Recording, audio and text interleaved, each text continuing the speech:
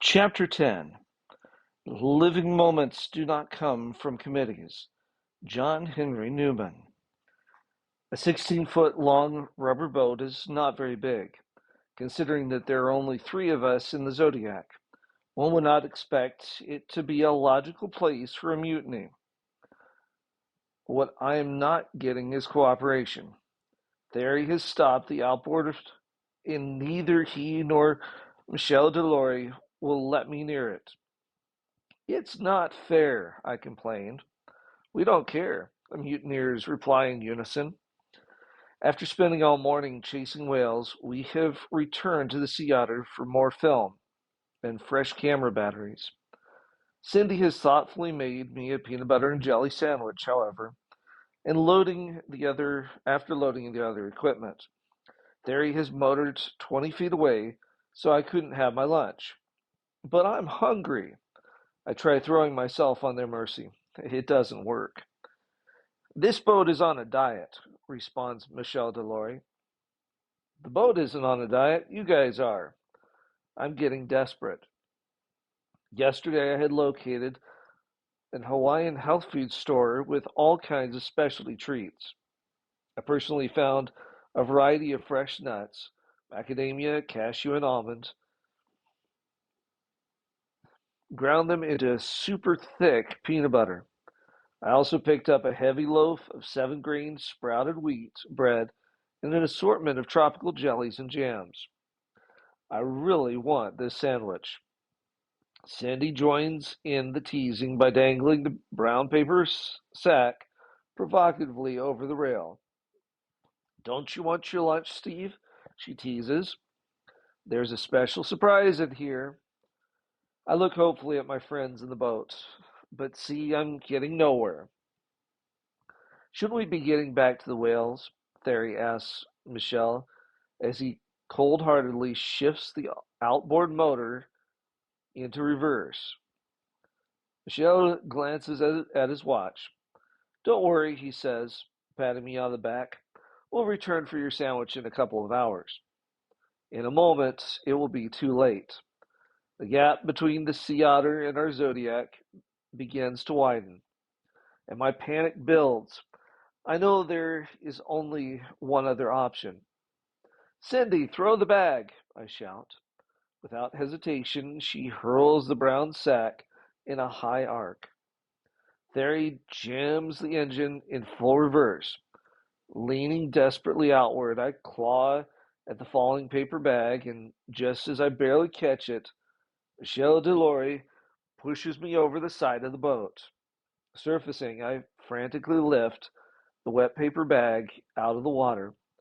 Floating on my back, I carefully set the soggy sack on my chest and peer optimistically inside.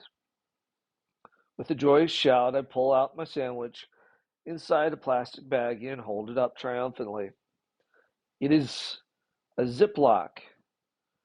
Still floating like an otter, I happily open the baggie to find not only a peanut butter and jelly sandwich, but a surprise wrapped in shiny aluminum foil. I set the aluminum surprise package on my stomach for later consideration. Knowing the guys won't leave me because I am Michel Delory's safety driver, I leisurely take a big bite of the sandwich. Mmm, I pronounce loudly. Guava jelly. Michel, who loves guavas, snorts his dissatisfaction. Then again, maybe it is his stomach rumbling. There stares curiously at the shiny foil package resting on my tummy. Aren't you going to open it? He finally asks. The foil glistens in the bright sunlight as I purposefully take my time unwrapping it. Wow! Chocolate covered Maui potato chips. Chocolate what? There maneuvers the boat closer as Michel leans outward for a better look. With obvious irritation, the two dieters unhappily watch me dramatically hold up a large chocolate covered chip. Maui potato chips are huge.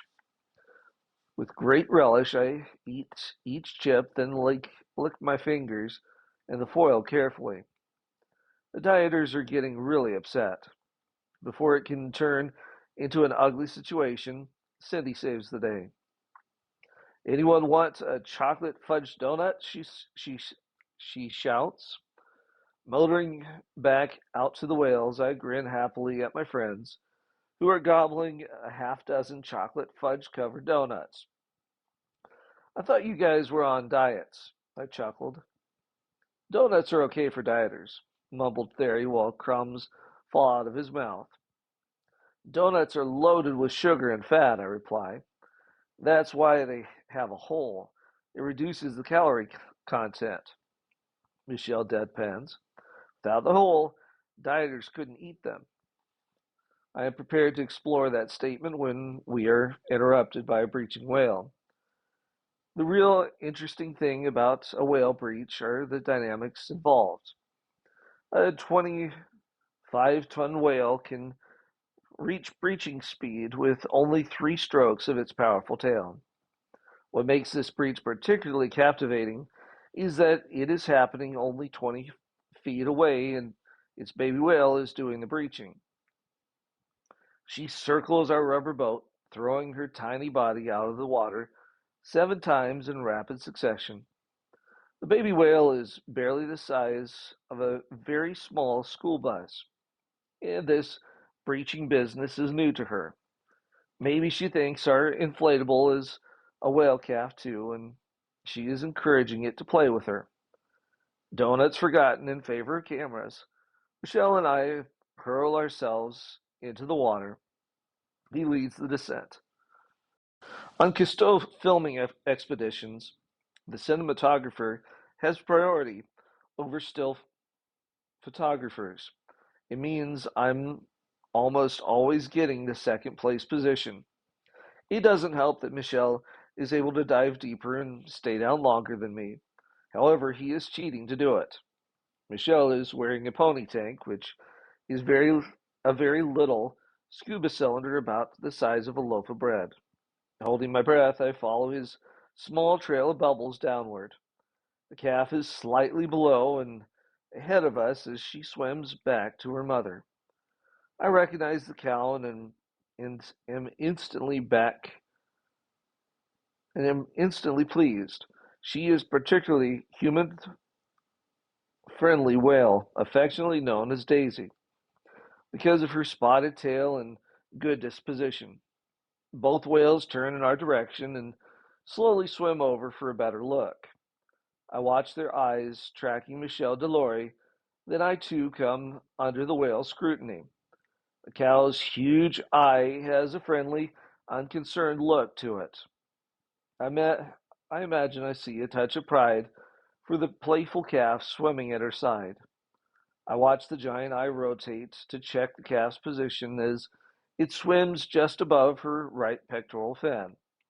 It is amazing to look so closely into such a large eyeball. As the giant orb revolves back toward me, I wonder at the mysterious thoughts whirling behind the giant pupil. What is she thinking? Does she know we are only visitors to this underwater world? The thought gives me pause.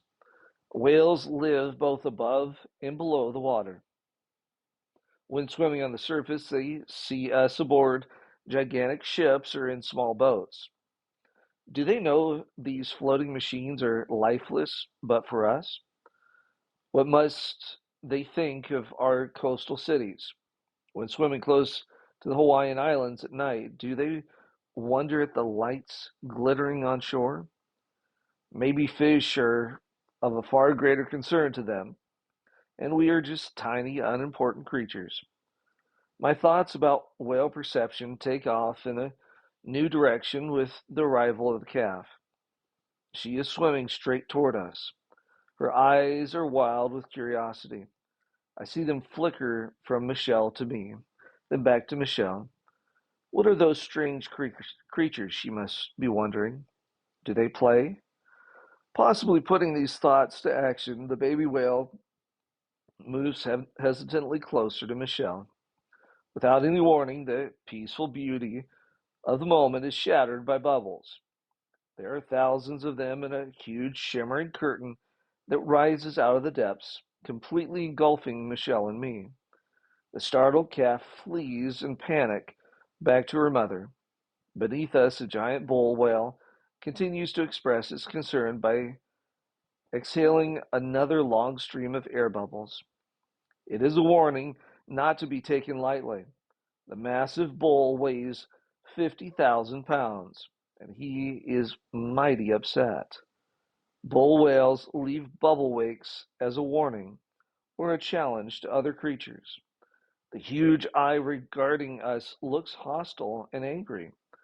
It is a deep, penetrating glare that sends a shudder vibrating down my spine.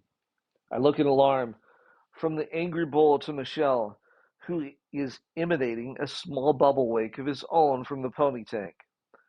Could the bull be misrepresenting Michelle's tiny bubbles as a challenge? We do not wait to find out. Michelle and I torpedo for the surface. Back in the Zodiac, Michelle strips off the pony tank. I don't think the bull likes my bubbles. No kidding, I answer. We are telling Theory about the encounter with the bull when we see the whales returning toward the Zodiac. Instantly, Michelle and I hurl ourselves back into the water, less his little bubble machine. We descend rapidly. The whales are deeper than before. Daisy and her calf attempt to approach us, but the bull angrily herds them away. Again, the enraged bull passes beneath us. Only this time the gigantic mammal comes much closer than before. The threat is very real, as he voices his irritation by releasing a dense stream of large bubbles in an ascending curtain that momentarily obscures Michel Delory from sight. My alarm is somewhat lessened by the impact of the giant air bubbles. They tickle as they bounce against my bare skin. Unable to hold our breath any longer, we nervously swim back toward the surface, surrounded by buoyant bubbles bouncing and glittering gaily in the submarine light. Over the next 15 minutes, Daisy and her calf make 4 more friendly attempts to swim with us, but each time the bull drives them off, and he seems to be getting angrier with each encounter. Michelle and I are huffing and puffing in the rubber boat. We are near exhaustion from the repeated breath-holding dives. The calf surfaces 100 feet away. Again, it heads in our direction. I quickly put on my fins, but Michelle is winded, probably from too many chocolate donuts. Go for it, he grins. They're your whales. My whales? I'm ecstatic and nervous at the same time. It is wildly exciting slipping into the now chilly water alone. Without the security of a friend, the depths seem darker and foreboding. My heart pounds frantically as I swim nervously on the surface toward the approaching calf. Looking right, left, and downward repeatedly, I'm anxiously wondering where the bull might be when a giant tail suddenly bursts from the water right in front of me. The bull is only 40 feet away. In stunned amazement, I see the massive fluke rising higher and higher until it towers 2 stories above me. Then the giant tail slams down in a mighty explosion of water and sound. Frozen in fear, I watch helplessly as the huge fluke strikes the water repeatedly. Each thunderous impact creates dual sound waves. One is underwater. It hammers against my body in a powerful shock wave. The other one is an above water wave that echoes with heavy concussions and half blinds me with a wall of falling water. Abruptly, the enormous whale surfaces and blows angrily. The bull lies motionless in the water, waiting. Beneath the surface, I nervously peer at the huge eye and, without hesitation, flee back toward the rubber boat. The whale blows one last time, then slips below the water. Returning to the Zodiac, I climb into the rubber boat without any assistance from Michelle and Therry, who are both laughing hysterically. Watching my happy companions, I also begin to laugh. Life is more pleasurable when we don't take ourselves too seriously. The laughter spills out of the Zodiac and drifts on the wind to the sea otter. Hearing it, Cindy waves a greeting, sharing in our pleasure without knowing why. A light heart lives long. William Shakespeare.